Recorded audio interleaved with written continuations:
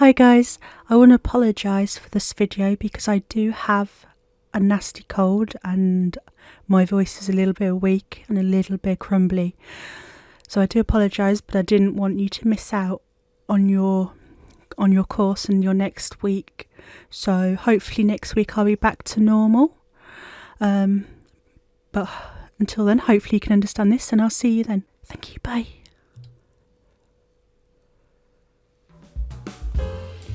Cultivating willingness. The idea is, when you're playing a hand of cards, to play as skillfully as you can, participating in a willing manner.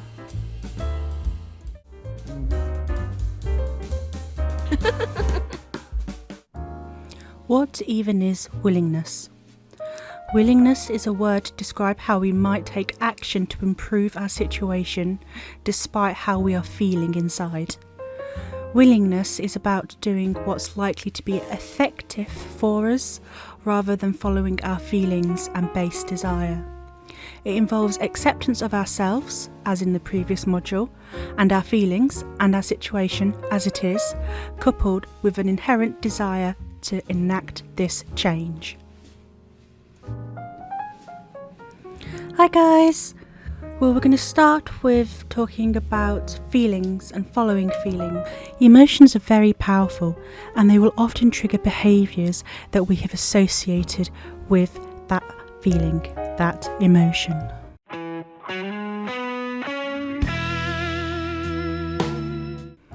So why should we cultivate a willingness to change rather than just follow our feelings?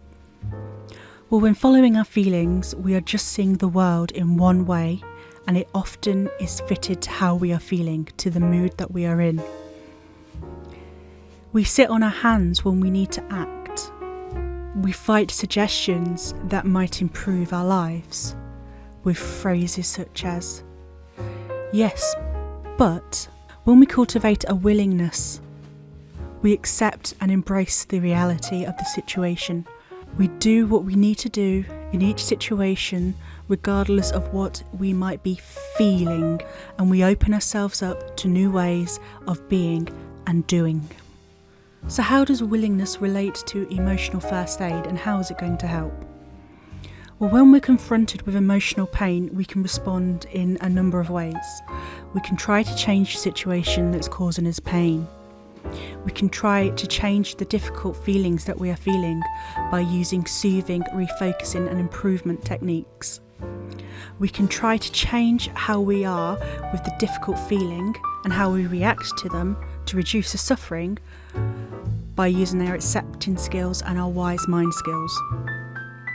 Or we could do nothing, just follow the feelings that are there and stay miserable.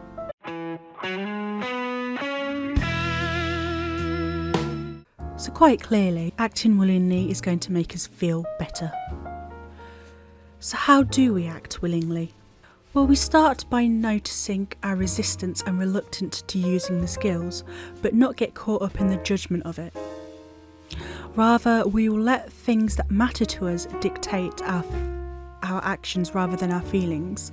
It's a case of gently bringing our attention to what needs to be done in the moment and asking ourselves, how is this going to be effective for us, and how can we live by our own values, wants, desires, morals?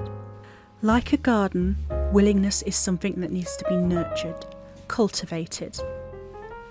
Quite literally, like acceptance, is why we use the word cultivating. It needs practice, practice, practice to become a habitual pattern of our behaviour. This means that we need to start acting in a valued direction that we want. We use valued living as a compass for us all, and it's very different for everybody. We commit to that point on the compass and then we act toward that direction, the direction that is truly important to us, rather than using the immediate thoughts and feelings. And we all have the capacity to have troubled feelings and thoughts, but we also all have the capacity to act differently with them. This challenge to our mind and our emotion it can have amazing results. But then, what is important to us? It's a really hard question for some people. Sometimes we are so deep in that depth of despair that we can't see what's important. But this is the moment where I just want you to take time, a break, just to see what is important for you. Is it your relationships in life? Your partner, your family, your friends? Is it your pets? Is it achieving well in your occupation or your career? Maybe you want to go into more education and training. You want to contribute more to society, more to community spirit in life. Maybe it's a spiritual, religious reasons, more of moral values. Or quite simply, maybe it's just for recreational purposes, for things that bring you enjoyment. When we create something that is important to us, we're more likely to work towards it. It quite literally is the carrot on a stick. In the course, we were taught the swamp metaphor, and it goes like this. We're on a journey to a beautiful mountain that we can see in the far distance. On our trail, however, we come upon a dirty, shallow river. We have two choices. We can abandon the journey and go home, or we can enter the water and get to the mountain. However, we don't want to get into the water because it's not going to be very pleasant. It's wet, it's muddy, it's probably got things in there you can't even imagine. But we really want to see that mountain. And this is all that's standing before us. It's a metaphor that quite simply states that to achieve any goal, we must continue our journey and sometimes travel through those muddy waters. Those muddy waters are obviously the thoughts and feelings that are causing us distress. So what does it mean to be willing? Well, to be willing means that we don't want to rely on our feelings to dictate the actions that we will be doing. Don't wait until there's a right feeling, a right moment. This is usually waiting for motivation to start something, and it isn't helpful or necessary to wait for that. When things are difficult, the right moment will never come because fear will always try to protect you from it, thus causing you more harm because it's overprotective. Often, when we act in accordance with our values, our feelings will follow them. Like I said, if you're facing a situation you don't understand, you're going to be feeling fearful and the fear will stop you. However, if you take minute steps towards achieving that goal, regardless of the fear, our feelings will start to lessen as our fear realises that it's safe to do so.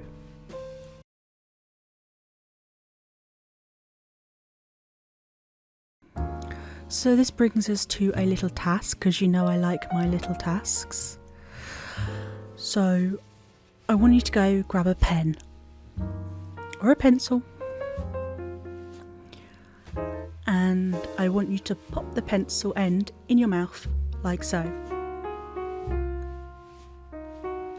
So I'm not doing this just to make you feel silly. I am doing this for a point. When your pen is in your mouth such as that, sit with it and actually feel the emotion that you're feeling. When the pen is like this, you can feel your mouth on a physical level is downturned. It's a deep, pouty frown. Sometimes your lips extend into a pout, sometimes they don't. But the corners of your mouth are down, making you appear sad. This will start to feel, as you sit there, a little bit like, whew, yeah, I don't really feel happy. It's a feeling of not despair and not outright sadness, but it's not a great feeling. However, if we take the pen and put it in our mouth horizontally, the barrel, well, as such, we end up with a smile. The pen actively pushes the corners of the mouth upwards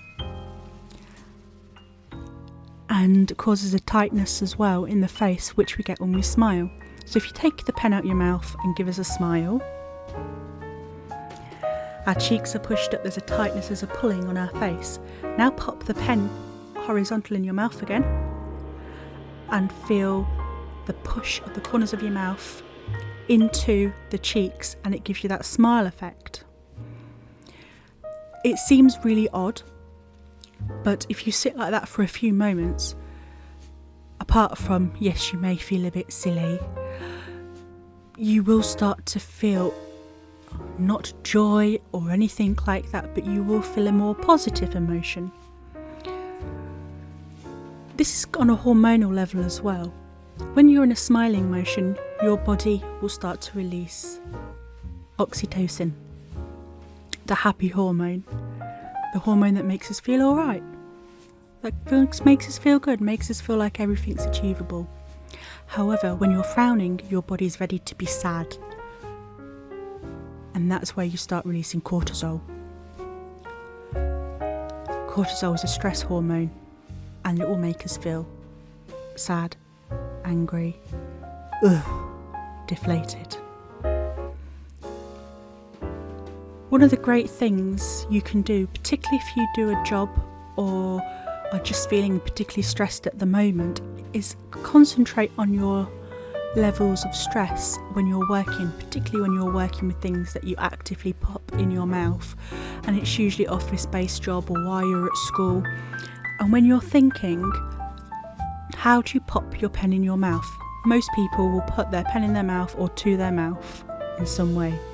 Just by changing the direction of the pen, you are falsely creating for your brain an emotion to put towards the situation that you are in, regardless of how you're feeling. You'll find that the more stressed you are, the more the pen end ends up in your mouth. When you're nervous and you're chewing the end of the pen, think of it that way, because it wants to keep your face in this frown motion. Whereas if you just twist the pen slightly, put it horizontal into your mouth so it forces a smile, you'll find that your body will release a small shoot of oxytocin, and it will help reduce your stress levels. It's a very, very small activity to do, but it can work wonders. I really recommend trying it. Every time you catch yourself with your pen, with whatever it is you're chewing on, please don't suck anything, please don't swallow anything, have some common sense. But next time you do end up with your pen, think about what you're doing. These small actions are going to have an indirect action upon your mind and your body. And though they are minute, they are having a big impact. Well, that brings us to the end of Cultivating Willingness. It's a relatively short part of the course, but no less important because of that. It's a really good one to do with our accepting reality. Accepting reality, accepting willingness are very inner kinds of tools to use within emotional first aid. So it'd be great for you to work with them, put into practice with the worksheet that I gave you last week. It'd be really great if you could work this alongside accepting reality, because cultivating a willingness will help you to process the emotions easier after the fact of accepting them. They are both very inner monologue, inner mind, inner emotion parts of EFA. One of the exercises I left you with was the pen exercise, which is a great thing to practice with as and when you're doing it. But if you want something just to do right now, or if you want to just implement throughout your day, in the morning, in the evening, just to help you feel a little bit more in control of these emotions that you're feeling and take active measures to stop the feelings in their track, take over physically and work them through, I'm going to teach you the half smiling exercise.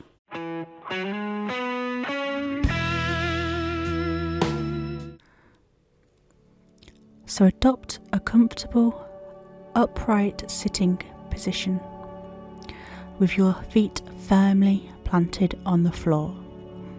Rest your hands gently on your lap.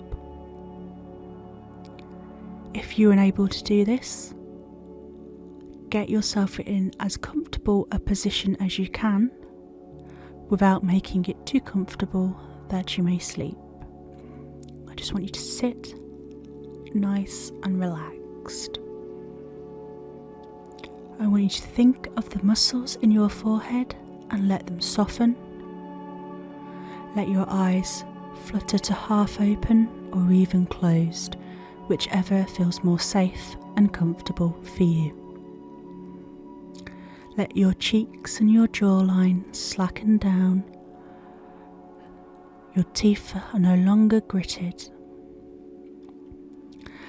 Let the muscles in your neck loosen to release those shoulders down. Gravity's got you in a very comfortable embrace. Now I want you to bring a gentle half smile to your lips.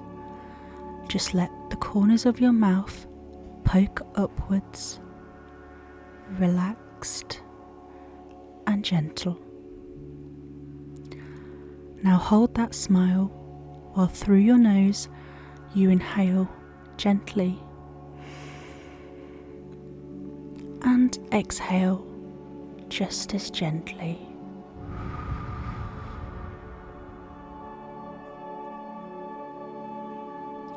Now do this for a couple of times. Inhale and exhale, whilst holding that smile gently. And one more time. Inhale and exhale.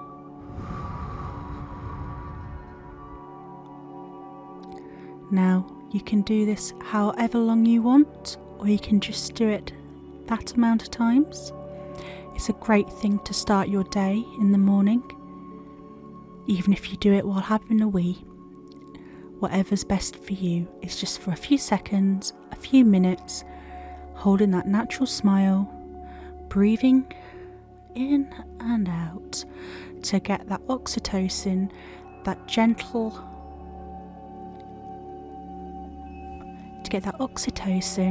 and get that nervous system back on track instead of your emotions.